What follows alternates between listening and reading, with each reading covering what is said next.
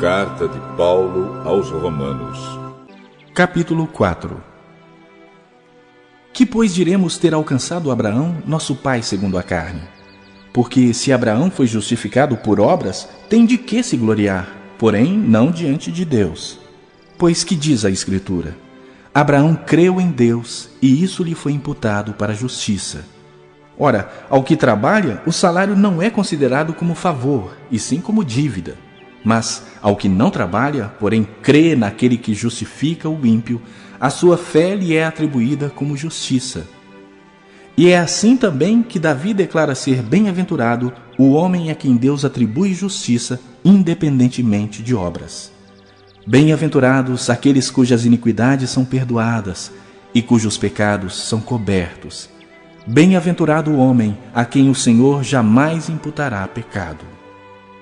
Vem, pois, esta bem-aventurança exclusivamente sobre os circuncisos ou também sobre os incircuncisos? Visto que dizemos, a fé foi imputada a Abraão para a justiça. Como, pois, lhe foi atribuída, estando ele já circuncidado ou ainda incircunciso? Não no regime da circuncisão, e sim quando incircunciso.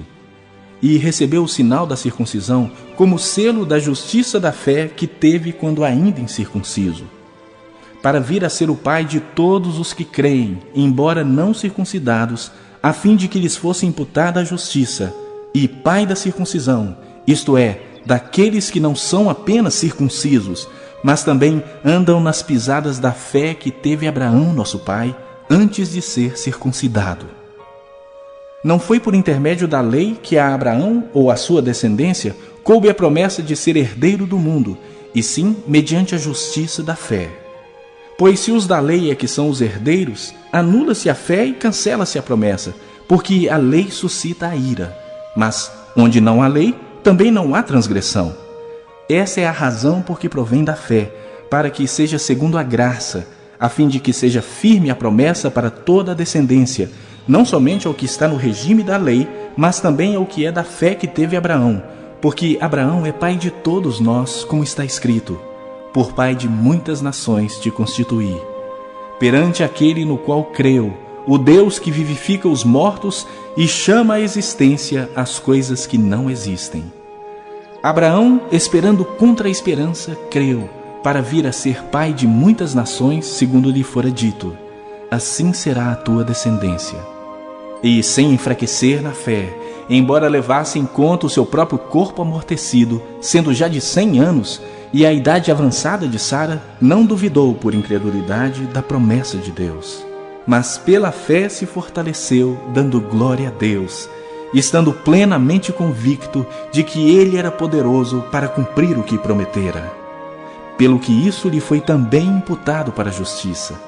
E não somente por causa dele está escrito que lhe foi levado em conta, mas também por nossa causa, posto que a nós igualmente nos será imputado, a saber, a nós que cremos naquele que ressuscitou dentre os mortos, a Jesus, nosso Senhor, o qual foi entregue por causa das nossas transgressões e ressuscitou por causa da nossa justificação. Primeiro livro de Samuel, capítulo 13. Saul já era adulto quando se tornou rei e governou o povo de Israel 2 anos. Ele escolheu 3.000 israelitas e mandou todos os outros de volta para casa. 2.000 estavam na cidade de Micmas e na região montanhosa de Betel. 1.000 homens ficaram com seu filho Jonatas, na cidade de Gibeá, no território da tribo de Benjamim. Jonatas matou o comandante filisteu em Geba, e os filisteus ficaram sabendo disso. Aí Saul mandou mensageiros para tocarem corneta por todo o país, chamando os hebreus para a guerra. E todo o povo ouviu esta mensagem. Saul matou o comandante dos filisteus, e agora eles estão com ódio dos israelitas. Então o povo respondeu ao chamado e foi juntar-se a Saul em Gilgal.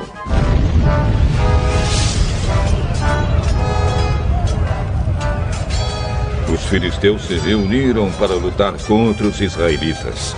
Eles tinham 30.000 carros de guerra, 6.000 cavaleiros e tantos soldados quanto os grãos de areia da praia do mar. Foram até Micmas, a leste da cidade de Bet-Avém, e acamparam ali. Os israelitas perceberam que estavam sem saída e numa situação muito difícil. Alguns se esconderam em cavernas e em buracos, e outros entre rochas, em covas e em poços. Outros ainda atravessaram o rio Jordão e foram para as terras de Gade e de Gileade.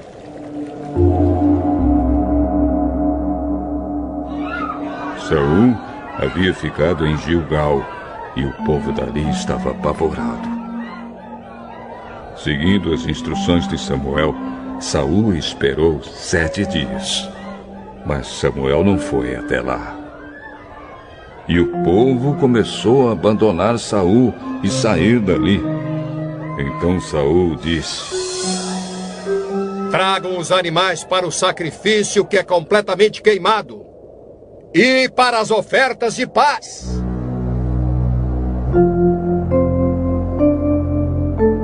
Ele ofereceu o sacrifício. E quando estava terminando, Samuel chegou. Saul foi ao encontro dele para o cumprimentar. Mas Samuel disse: o que foi que você fez, Saul? Eu percebi que o povo estava me abandonando e indo embora. Você também não veio como havia prometido. E os filisteus já estavam reunidos em Micmas. Aí eu pensei, os filisteus vão descer a Gilgal para me atacar. E eu ainda não tentei conseguir a ajuda de Deus, o Senhor. Então, achei que tinha de oferecer o sacrifício. O que você fez foi uma loucura. Você não obedeceu à ordem do Senhor nosso Deus. Se tivesse obedecido, Ele teria deixado que você e os seus descendentes governassem o povo de Israel para sempre. Mas agora, você não continuará a governar. Você desobedeceu ao Senhor. E por isso, Ele vai encontrar um homem do tipo que Ele quer e o fará chefe deste povo.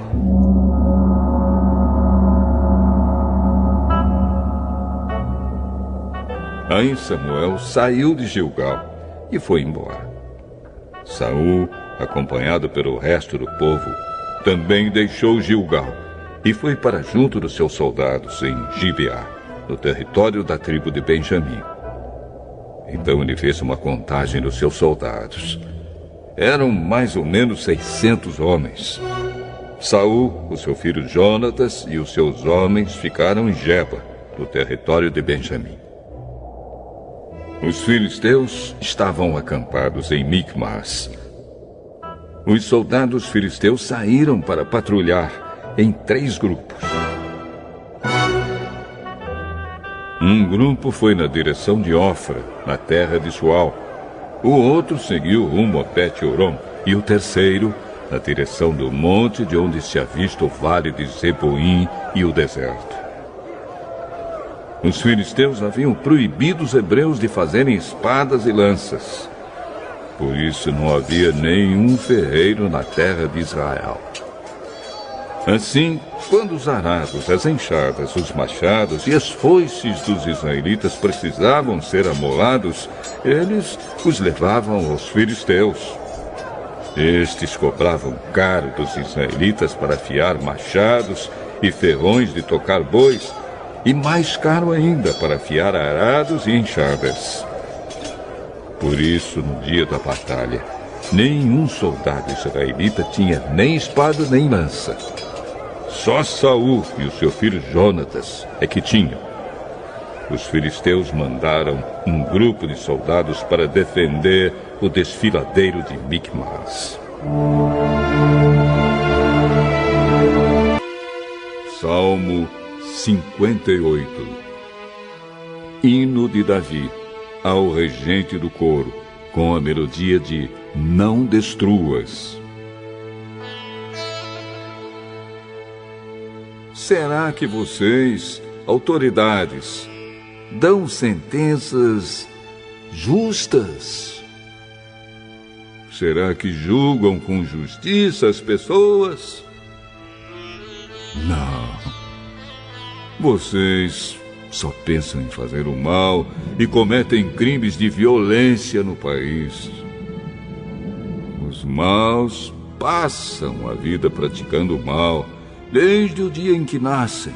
Só contam mentiras. Estão cheios de veneno como as cobras. Tapam os ouvidos como uma cobra que se faz de surda, que não quer ouvir a voz do encantador de serpentes. Oh, Deus, quebra os dentes dos maus. Oh, Senhor Deus, arranca os dentes desses leões ferozes. Que os maus desapareçam como a água derramada na terra. Que sejam esmagados como a erva que nasce no caminho. Que se derretam como o caracol na lama. Que sejam como a criança que nasce morta, que nunca viu a luz do sol. Antes que os maus percebam o que está acontecendo, serão cortados como mato. Enquanto ainda estiverem vivos, Deus, em sua fúria terrível, os expulsará como um sopro. Os bons ficarão contentes ao verem os maus sendo castigados. Os bons lavarão os pés no sangue deles. E as pessoas dirão: de fato, os bons são recompensados. Realmente existe um Deus que julga o mundo.